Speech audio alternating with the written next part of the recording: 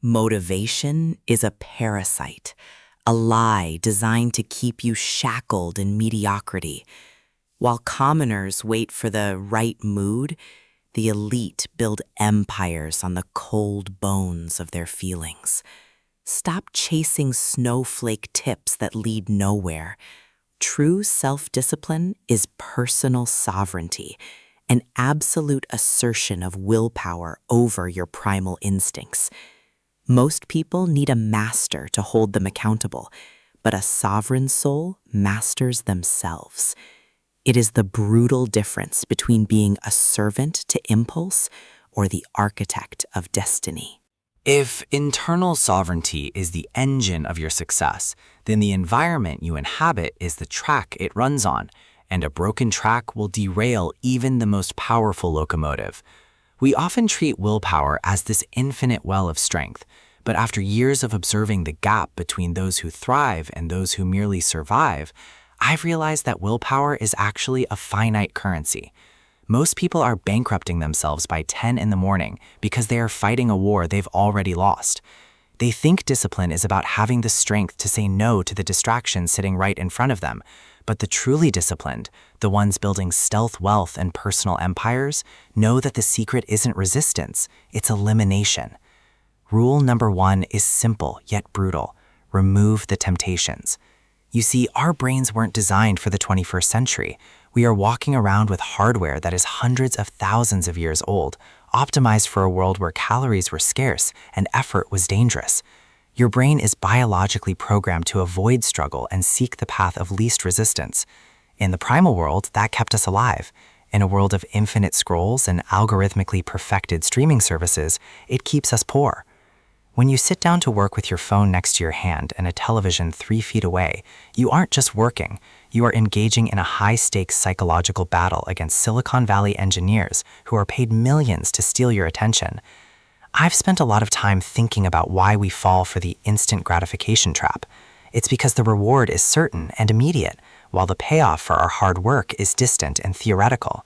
Between the grueling effort of building a talent stock and the easy dopamine hit of a Netflix series, the brain will choose the easier path every single time, unless you remove the choice entirely.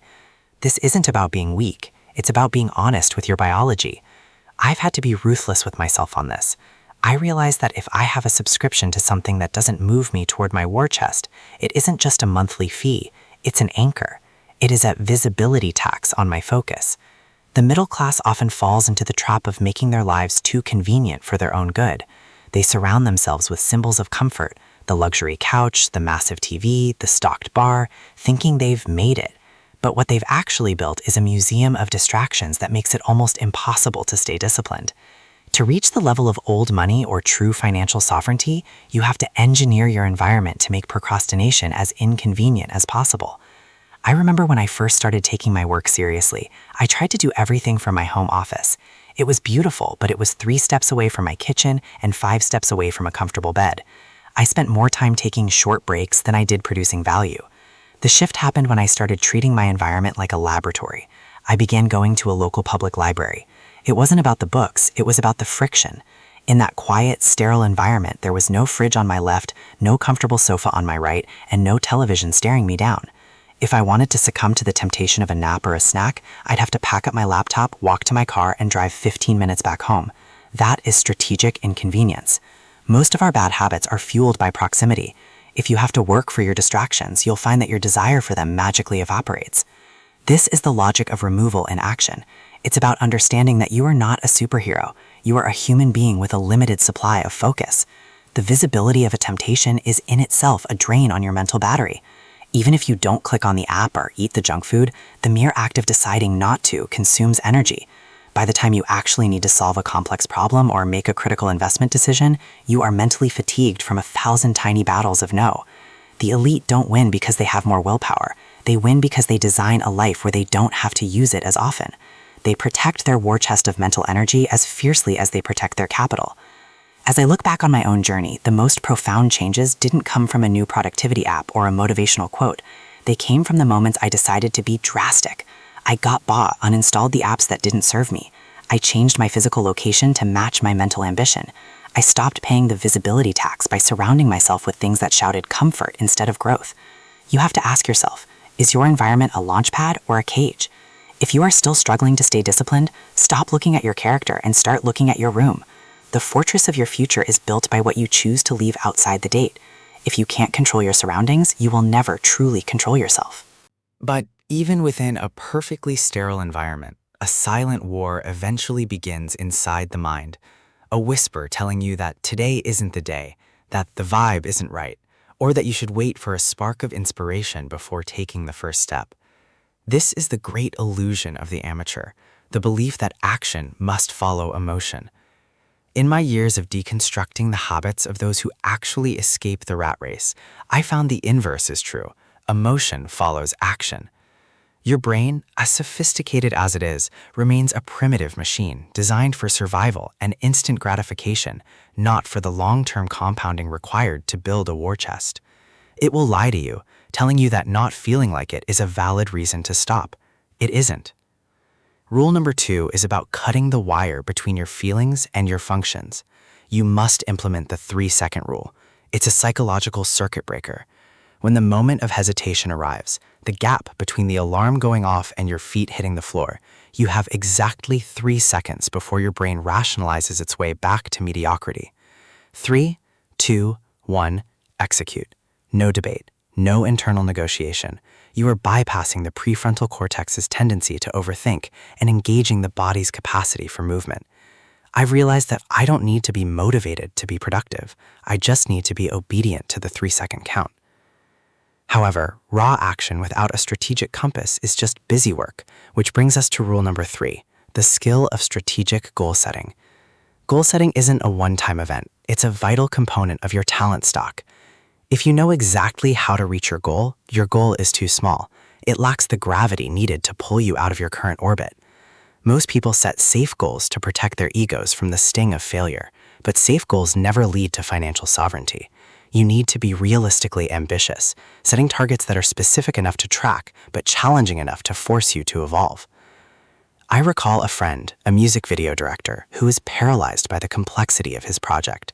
He was drowning in perfectionism, waiting for the right mood to finish the edit.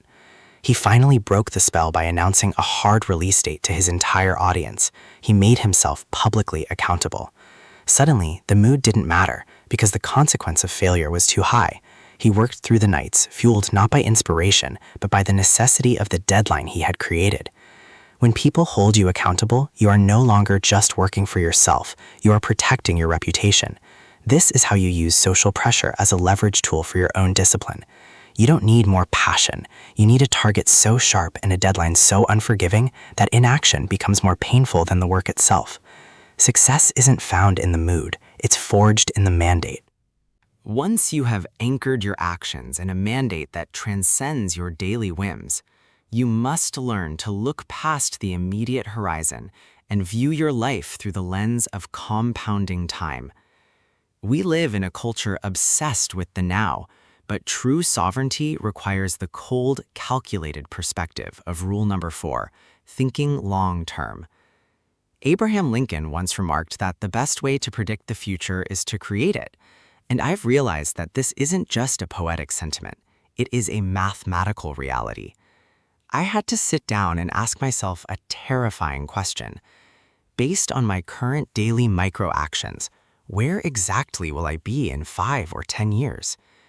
If you are honest with yourself, the projection is often a wake-up call. Every hour you spend building someone else's dream or chasing a fleeting pleasure is an hour stolen from the person you are meant to become. When you print this long-term vision into your mind, discipline stops feeling like a chore and starts feeling like an investment in your future self's freedom. But you cannot leap to a 10-year goal overnight. You must bridge the gap through rule number 5, progressively building a productive routine. I remember when I first tried to overhaul my life. I failed because I tried to change everything at once. The secret to an unbreakable system is starting small. It begins with the symbolic victory of making your bed the moment you wake up. It sounds trivial, but it is the first act of order in a chaotic world, a signal to your subconscious that you are the one in control. When I started exercising, I hated every second of the first week. My body screamed for the old comforts. But I stayed because I knew that results are a trailing indicator of habits. Eventually, the pain transformed into a necessity and my energy levels surged, creating more liquidity in my daily productivity.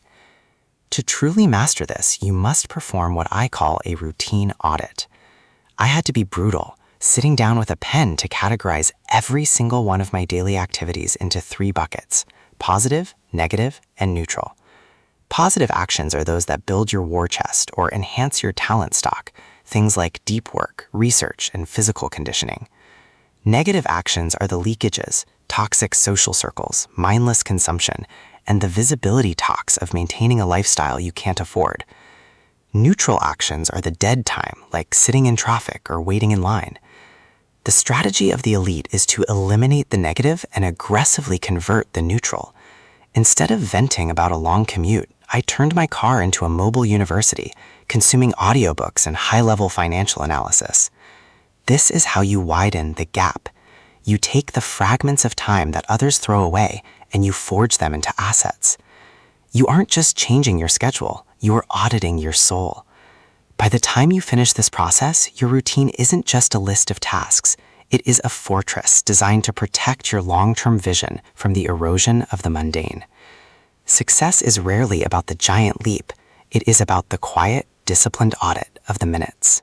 Once auditing every single minute becomes the bedrock of your existence, an inevitable question emerges. How long must we grind before this effort stops being a burden and starts being our second nature? This leads us directly to one of the most seductive yet lethal illusions in the world of personal development, the 21-90 rule. We are constantly told by experts that it takes just 21 days to form a habit and 90 days to forge a lifestyle. But after years of observing those who actually escape the rat race and build true stealth wealth, I've realized those numbers are often nothing more than a marketing ploy, a way to soothe those who fear long-term effort and are looking for a convenient exit ramp. The reality is far grittier, and we need to look at the data instead of clinging to empty platitudes. A 2009 study by Philippa Lally at University College London proved that humans aren't machines you can simply program on a fixed schedule. Among participants, the time it took for a new action to become automatic fluctuated wildly, from 18 days to a staggering 254 days. Let that number sink in, 254 days. That's nearly 9 months of unrelenting effort. This means if you're on day 30 and saying no to an impulsive purchase or carving out time to sharpen your talent stock still feels like a brutal war, you haven't failed. Your biology simply demands more persistence. Discipline isn't a finish line you cross after a few weeks. It is a state of being you must re-verify every single morning, a relentless training of the will until the resistance in your mind finally evaporates. This is exactly where iron discipline intersects with the philosophy of stealth wealth. The middle class is often obsessed with events to change their lives, a sudden raise, a lucky market swing, or a lottery win. But the true elite understand that sustainable financial freedom is never a single event. It is the result of a quiet, consistent process. Stealth wealth is constructed through thousands of disciplined decisions that no one sees and no one applauds. It's choosing to fill your war chest instead of paying for flashy symbols just to get temporary social validation. This process requires learning to hide your wins to protect your assets and your focus from the visibility tax of a consumerist society. When you view discipline through this lens, you realize it's actually a tax you pay to purchase your own sovereignty. True freedom is never free. It is bought with the sweat of discipline. You can choose to pay the price of discipline now, the cost of fatigue, of doing what you hate, of the loneliness on a path less traveled, or you will pay the price of regret and systemic dependency for the rest of your life. I've been in both positions, and I can tell you that the pain of discipline is 1,000 times lighter than the pain of realizing you wasted your potential for fleeting temptations. Success isn't a destination, it's the ability to maintain absolute control over your instincts day in and day out. This journey begins with a single decision. Stop waiting for a magic number or a sudden spark of inspiration. The future you crave isn't somewhere far off, it's hidden in how you respond to procrastination right now. Welcome to Fachen Thuzui Fakinang Song. If you find this insight valuable, subscribe to support us in creating more deep dive content. Discipline is the only weapon you have against the erosion of society and to protect your personal identity amidst the relentless shifts of the AI era and inflation. Your future is being forged by your decision at this very moment. 3, 2, 1. Take that first step toward building your own silent empire right now. They wrap this up. Understand that self-discipline is not about being a robot.